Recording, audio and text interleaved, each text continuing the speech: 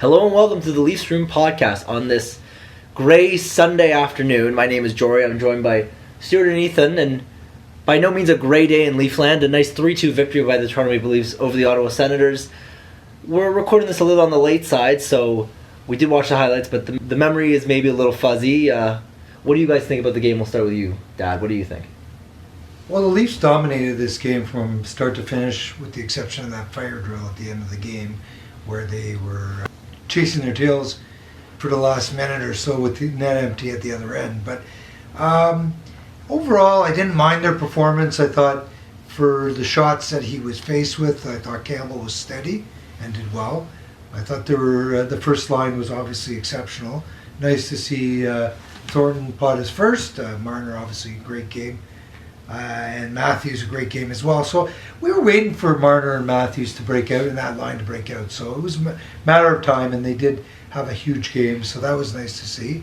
And there were some good supporting pieces in, what's his name, Kerfoot. I thought had a good game, and VC had a very good game. So, I mean, overall, I thought it was a good performance. A couple of weak performances thrown in there, but we'll talk about that after. But overall, I thought they did okay. I thought it was a solid effort by them. Yeah, no, I mean, it's the Ottawa Senators. It's almost like a hollow victory in terms of the score was a lot closer than the game actually was. The Leafs by possession, by expected goals. I mean, it was all Leafs. But I mean, it's the Ottawa Senators. That is what a Leafs Senators game is supposed to look like. But you're clearly seeing the Senators have a little bit more to them this year. Matt Murray, to me, if you're a Sens fan, you come out of this weekend like so amped for Matt Murray. I mean, obviously they picked up the win on Friday, and then on Saturday he stops, the vast majority of the 45 shots, probably, maybe a little less than that, but he gets peppered, and he stands tall. He looks pretty good. Ethan, how about you? Any thoughts on the game and even particularly the Leafs, their first line? The first line was really dominant tonight. It was nice to see Jumbo pot one. Like Dad said the other night, he was expecting a big game from Matthews and Marner. And they did. Each of them put up a goal and assist. And they were just dominant tonight. And I'm happy they got on the score sheet. Yeah, so Marner got 2 assists, actually. 2 assists? Yeah, I think he got 2 assists in this game, yeah. Pretty sure he got 3 points. The first line was definitely running the show here. That was kind of what the nature of the game was, I think. That's probably the number one storyline, I would say. Some people are going to say maybe goalie controversy, and maybe we'll get to that. But I think this was the first line game, I think. It was. Some kind of sad footnotes to the game with Robertson going down, and then literally subsequently footnotes. the news. Literally, knee notes. No, he dug his foot into the ice and then his knee bent somewhere. Oh. Yeah, it was pretty ugly. He's probably going to be out for a while. Mm-hmm. But I think that the fallout from that is even kind of worse, because I think Spezza, he was 10 for 10 in the face-off circle. I know you talk about face-offs not being that critical a stat, but you know what? I still think, he can teach so much with his knowledge and experience, and he's a great guy in the dressing room, and he's got a little bit left in the tank. And now they're forced with the cap crunch situation to have to lose him. I don't like that at all. I think that's a bad thing. But anyway, we'll have to see. But I think that's the underbelly and the dark shadow of that game as they come out with losing some stuff too. Yeah, I don't think they're going to lose Spezza. The prevailing notion is that it's basically Toronto or bust for him. So, I mean, unless in some stunning turn of events out of just pure spite, the Montreal Canadiens claim Jason Spezza just because they want to hurt the Leafs. But I would not be. But he's not going to go there anyway. He said he's going to retire. Basically, Aaron Dell is the bigger loss, really. The whole thing coming into the year was that the Leafs were going to have some goalie depth, but I mean, you lose Aaron Dell, and it's kind of like you're going to have an Edmonton situation. You're back to square one. Maybe you're not going to have an Edmonton situation. They're in huge trouble. But you're dealing with Michael Hutchison now as your number 3, which is not ideal. We know. Well, we all know how that went last year. So I mean, no, I don't like that situation at all. Honestly, Aaron Dell he's going to get gobbled up on waivers for sure because there's a lot of goaltending problems. I would not at all be shocked if Edmonton grabs him in a heartbeat. I think that's a big problem. I think, if Freddie doesn't start to put some consistent efforts across, then you might need, or if there's an injury. I mean, you don't know in a short season with not a lot of prep before the season who might get hurt. You don't know that. So I think losing Dell might end up being something that could hurt them. Yeah, no team is able to really compete, I don't think, without their starter. But in the Leafs case especially, I mean, you hope that Campbell is really good. It seems like that's the direction we're heading, is the goalies. So I guess let's talk a little bit about the goalies.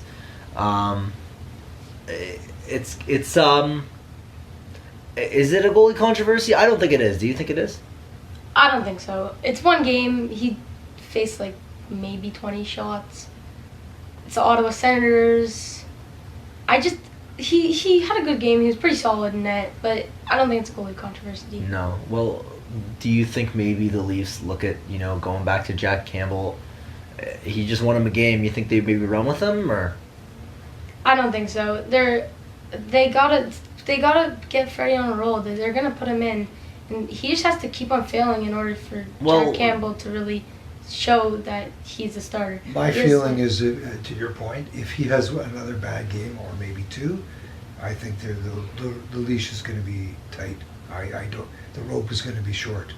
I don't think it's a short season. You can't afford for a guy to let in 5 goals a game night after night. You're gonna fall back in the standings, and a team that's expected to win the division is gonna maybe not make the playoffs if you have stinker after stinker, right? Most people are saying that Campbell should probably get a shot at another start and see what he has, see what he is, right? I mean, if he has a couple of good starts in a row, then you have an absolutely capable backup and potentially a starter if Freddie flies the coop, which we know already that there's a good chance he might. Yeah, the looming free agency is probably something to keep an eye on. It's crazy that storyline is something not only to watch as far as if he leaves, but I mean, if he gets hot too, it's almost the storyline flips on its head, and it's like, how are they going to keep this guy? Yeah, and the Steve Dangle podcast, Adam Wilde was talking about that. Yeah, they talked about that a little bit. It's bad either way because, I mean, if he's bad, do you even want him, even though you're going to get him at a discount? If he's great, then yeah, he's going to price himself out of their budget. So I have no idea. I don't think he's in their future plans either way, to tell you the honest truth, in my view. However, who is? I don't see Campbell necessarily being the savior. They're going to have to find somebody. I don't know how. Maybe are there any big free agents? I don't know. Not really that come to mind. I was gonna say Halak. I feel like Halak has a multi-year deal. The goalie market always, like, there's always a carousel. It's constantly a carousel. A lot of 1-year deals. Yeah, that's the big thing. There's no Bobrovskis. But those are 1-year deals are for the backups. That's the carousel. The starters, they get longer term deals. So around 5 or so. Yeah, so I don't know that there's any big names coming up in the free agent market. It's going to have to be via trade, and I don't know. They talk about what's the guy that always comes up. Kemper, yes. Yeah, okay, yeah, Kemper, yeah. Now he's on Arizona. Yeah. I'd like him. I don't really see them trading him. I think he's the guy that they talk about. Anyway, they've been saying that for like a year or so. But back to the game. What did you guys? What did you guys see was a bit of a problem? Anything that, I mean, I know they dominated statistically and didn't on the score sheet, but was there anybody that looked maybe that they were a little bit not necessarily playing at the level you expect last night? At the level we expect, or at like a competitive level? Because it's pretty easy to take, and I'm sure you're kind of leading me on this with the Zach Bogosian. I'm sure this is an easy chance to kind of take a shot at the second goal. No one stood out as like having a bad game. Mitch Marner was great until that last second flurry, which was like a fire drill. Yeah. But I don't really think His defensive game's not ever going to be his strength, is for sure. He's a little No. bit soft on the puck, is what he is, and I find that he doesn't. There's a few guys, and I noticed this. This is the one takeaway I took from the game, and I know we don't necessarily agree on this, and it's an area that I don't think the Leafs are very good at. When you look at the game, when pucks are loose on the boards, when you're fighting for pucks, or when guys are shooting pucks in on our defense and stuff, their forwards are pounding on our defense. The hits that the defense continually take, and the forwards for that matter, on the boards. I find there's guys like Nylander does this a little bit. He's better this year, and I noted it to Ethan during the game last night, is Mikheyev, every time he skates in to retrieve a puck, he always puts the brakes on before getting to the boards.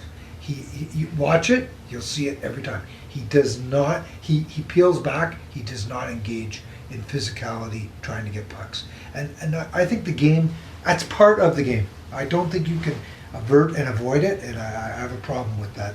I noticed him doing it repeatedly over those first few games. Yeah, I actually haven't been that impressed with Mikheyev's play. Like, he's been pretty quiet. I haven't seen him do anything. He's been on a line that's been pretty productive with Kerfoot and Hyman, but haven't really seen him do His that much. speed is good. His speed is good, but he hasn't done anything yet. Yeah, he hasn't done anything. His finish is not so good either. I don't know. So, something I actually want to talk about, and this might be difficult, I want to draw some conclusions from 13 seconds of Nick Robertson playing, because obviously he got hurt, but the one shift he did play, it was an extraordinarily short shift, but as soon as you saw him step on the ice, you can see that he is special. He's coming shot out of a cannon. You saw he got a nice shot off. It's probably not worth it to talk too much about it because he got hurt and he's out. Well, it's gonna hurt them. It's gonna hurt them because I think he would have been elevated. He would start. He'd be into the lineup in the fourth line, first regular season game. Give the kid a chance, get his feet wet, whatever. But we all know that he was going to be ticketed to probably end up on the second line by the time the season was done. And now he's probably out for a good chunk of time, and that's probably going to derail that. So what horrifies me is that it's the knee, and what if that maybe this is just my Leaf brain being at the alarm bells going off, oh god, not again, or something like that. But knee as in career? He hurt, no, not career, but I mean what happens if he comes back and it's Matt Fratton syndrome, and he loses all his speed, and he becomes this one-dimensional just shooter that can't create space for himself. This is worst case scenario. This is probably not what happens. I think that's a little alarmist. I don't know, but he's dynamic anyway. That's the word I would use when watching him step on the ice. Like you say, shot out of a cannon. He's a heck of a little guy, a heck of a little player, and it's unfortunate we're not going to get to see him. And instead, we're going to see Barbanov, who also has speed. But he doesn't play. He plays 4 minutes a game. That's the problem too. That's not going to be. It's unbelievable that, because you would imagine that Robertson. I mean, it's the Leaf curse. I don't know. He's filling in for Barabanov, so you imagine he's playing probably a similar 4 or 5 minutes, and of course in his second or third shift he gets hurt. Ugh. Like I said, the Leaf curse. Yeah, it's not fun. You like what you saw out of him, Ethan, in that short period of time? Yeah, he was going crazy. He was getting to pucks really well. He was getting to high danger areas. I liked his performance last night. As much as it was short-lived. Shame. Yeah, I know. Yeah, it's too bad. On a brighter note, the first line. So Jumbo, Austin, Marner. We touched on Marner a little bit. The Matthews and the Jumbo goals. Do we have any thoughts on those? Well, listen, it comes right down to this. We talked about the power play. Should they stack it? Should they not stack it? I mean, those guys, that line and a stacked power play, the Leafs are gonna live and die on those. It's not going to be the Tavares Nylander line. It is a good line. It's a very good line, but that top line is going to make or break the team, and that top power play unit. And last night they were firing on all cylinders, both the top power play unit, and when they decided to stack it, the stacked unit, and that first line. I mean, Yeah. there's nothing you can really say. I mean, it's a great goal by Thornton, unexpected because he's not a goal scorer.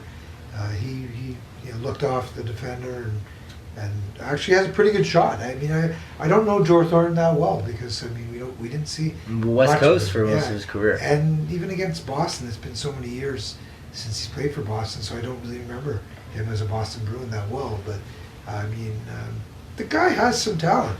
I mean, he's probably First ballot Hall of Famer, I would hope so.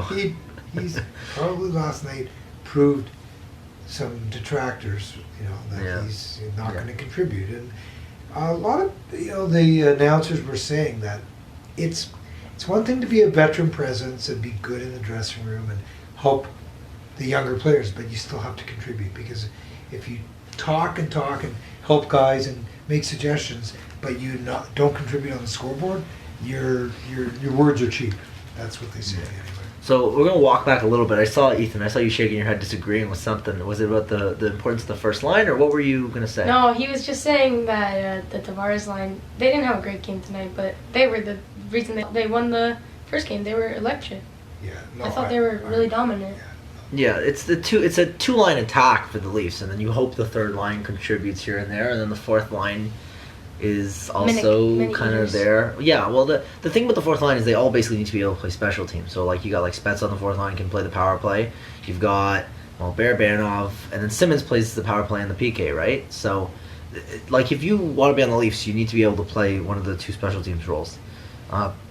Speaking of the PK, I just wanted to throw it in, and we don't have to talk about it now, but at some point I wouldn't mind getting your thoughts on Jimmy Vesey so far, because Ethan and I have been talking a lot about him over the first 3 games, and I'd say about 90% of it is positive. I haven't really seen anything that I didn't like in his game so far. I actually think he's a nice complementary piece. Do I think he's going to be in any way dominant? No. Do I think he's a waste of a player on a lineup? Not at all. I actually see him being a contributor. Yeah, he was really good. He was like Kerfoot type yesterday, like probably not as good a play, but he was really good, and so was Kerfoot. And they were just getting to dangerous areas. Forecheck was unbelievable. You're getting in people's faces, and it was awesome. Yeah, that's going to be VC's role in that line, is like the disruptor, like how Hyman was with the Matthews Hyman Nylander line, like back in like 2017. I would presume that's his role. I'm going to be honest, I haven't really noticed him in the way that you guys maybe have. To me, it comes down to like your stars being stars and your complementary players being acceptable. I haven't noticed VC being a negative, which is a positive. I mean, he's certainly not someone I've totally kept a close eye on or anything. I mean, VC's been good. I've actually liked Mikheyev more than you guys clearly have. Obviously, Mikheyev has gotten off to a slow start, but he seems like he's generating. What is it about this game that you like? Well, it's the same speed that you guys mentioned. I mean, maybe it's a little bit of like Kapanen syndrome, where it's like, oh, he's fast. That must mean he's good. And maybe it's just like an unobservant look. But I haven't disliked him. I feel like he's if anyone on that line has been kind of driving stuff, I think to an extent I would credit him a lot. I mean, what's the line? It's him, Hyman, Kerfoot. and Kerfoot. So Kerfoot's obviously doing the bulk of the heavy lifting, I think. At least that's how it would seem. Hyman, even though he's got a couple goals, definitely hasn't like impressed me that much. Maybe that's just like... No, but Hyman's doing the little things. He gets to the net and disturbs the goalie. That line is like the line of little things. Yeah, for sure. I mean, to me, Hyman's doing what he's supposed to be doing out there, going in the corners, digging out pucks, screening goalies. He's been involved quite a bit in that regard. I actually like that line, but I think Mikheyev has to be more of a finisher on that line. He hasn't been yet. I don't even know if he has a point yet in 3 games. I don't know either. I don't think he does. So to me, I think Whereas I mean, what's his name's been way more noticeable to me. Kerfoot way more noticeable. He's been good on the PK. He's been just. You saw that rush where he's playing with way more confidence than he ever has. In my No, in the opinion. bubble he was really good, and he's kind of carrying it over here. Yep, it looks that way. Yeah, we're talking about special teams a little bit. I mentioned to you before about the power play, about using Matthews as like a decoy. They're kind of doing. Yeah, it's kind of weird. Yeah, so they're kind of with the power play. What they're doing is, and you saw Matthews pass up a bunch of shots in favor of Marner taking shots. Was Marner's goal in the power play? I don't think it was. Might have been. I don't know. I think it was. That was the one off the face-off. I think it was power play. I don't know It might if it was not a have power. been. It might have been 5-on-5. Might have been a power play goal. You can definitely tell that Marner said at the beginning of the year, he says, I want to shoot more. We discussed it at length last episode about how he maybe shouldn't be doing that. I mean, he scored tonight, so kind of shut me up. But I mean, Matthews is the trigger man, and they're kind of using him as a decoy. Especially, I noticed on one of the power plays. Again, I wish I remembered which one it was. But yeah, Matthews was like consistently dishing it off. Because he plays the point. Yeah. Instead, because they've also made that switch where Matthews was like set up for the one timer. He's moved I don't know why. to like the Yeah, point. I'm wondering that too, though. Why is that? Did they say why they did that? Well, I think it's just that it's a decoy. They have to respect the shot, because if he shoots, like he's a danger like immediately. So the idea, I guess, well, not I guess, I know the idea is to basically try to draw the defender in and do damage with Marner and Thornton. But the problem is that those are both like passers. They're passers. They're not shooters. Yeah, like Like, if you're gonna, you know who like you need to put with Matthews if you want like him to be a decoy and have a threat. Nylander? Is Nylander? Yeah, that would make sense. I mean, I don't have an issue with them trying to use Matthews as a decoy, because he's gonna get his. He's such a dynamic scorer. Like, unless they like completely take all of his shots away, which they're not, because he's like one of the highest. He's one of the like, not one of the. He is amongst the league leaders in shots. At least he was last I checked. I mean, unless he had like 2 shots yesterday, which I don't think he did. He's amongst the league's leaders in shoots, so he's gonna get his. But if you're trying to set Matthews up as like a decoy, to draw the defender in, then you need like someone else that's a weapon that you're gonna pass it to and they're gonna put it in. Like Even Tavares. yeah, like the quote unquote Armageddon line where you go Marner, Matthews, Tavares. I mean, beyond that line just being like a ridiculously good line, it opens up. It would open up Tavares. I mean, if you want to use Matthews as a decoy on that line, I mean that opens up room for Tavares to shoot. So I don't know. I didn't love that they did that. I feel like they should stick with, I guess, what worked, which was Matthews just shooting a lot. And if you want to like use that later in the season or something, I guess that's fine. I mean, if you want to experiment to start the season. But I don't know. I think Matthews kind of has his role, and I have no issue with him sticking to what he does, because he's literally like a generational goal scorer. Well, his shot is so much better than Marner's, so it doesn't make a lot of sense if that's the game plan, to be using Marner as your trigger guy and Matthews as your decoy. I don't get that at all. I want to know. I've been thinking a lot about. You mentioned about Bogosian, and Brody's had a few challenges in the first few games, here and there. Do you guys think there's going to be any changes at any point in the first, say, 10 games on the back line?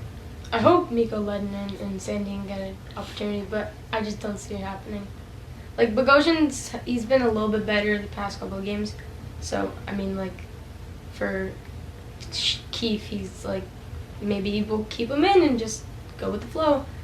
But I really want to see either Lennon or Sandy, but I don't see it happening anytime soon. So what would your pairs be? Lennon's a right-handed defenseman, so you just... Well, he's left-handed, but he plays the right side. Yeah, right. Plays the right side. Yeah, No, I whatever. get you.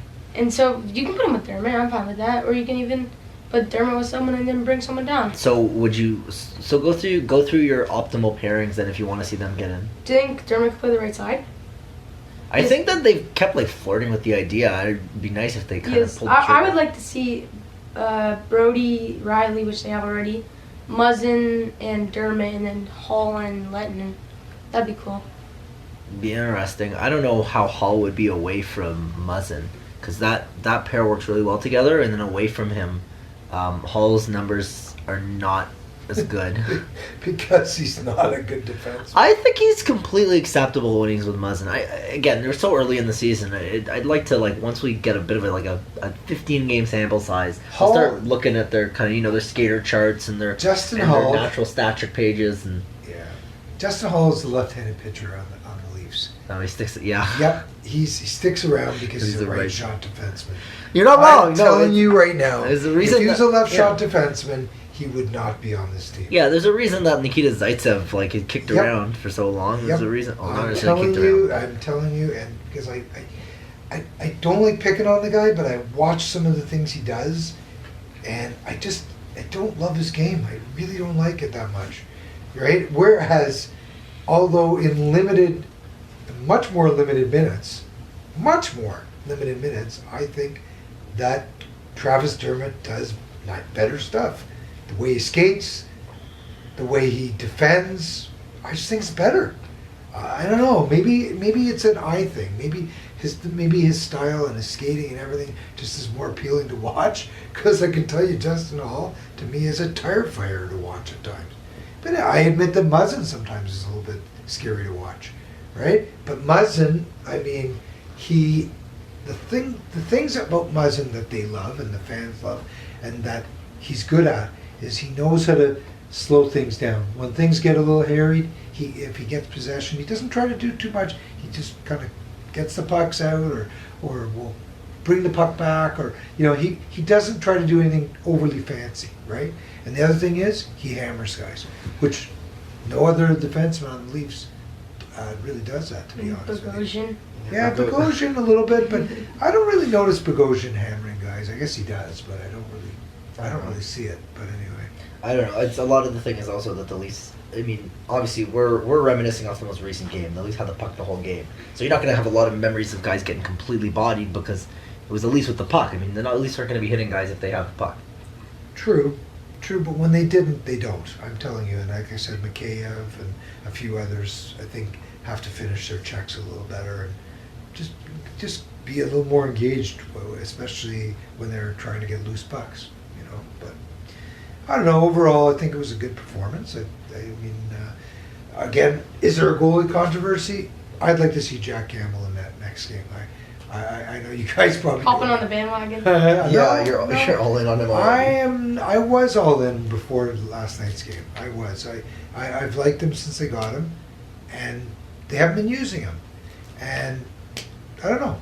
I just feel like it's maybe time to give the guy a little bit of a chance just to see what he's got.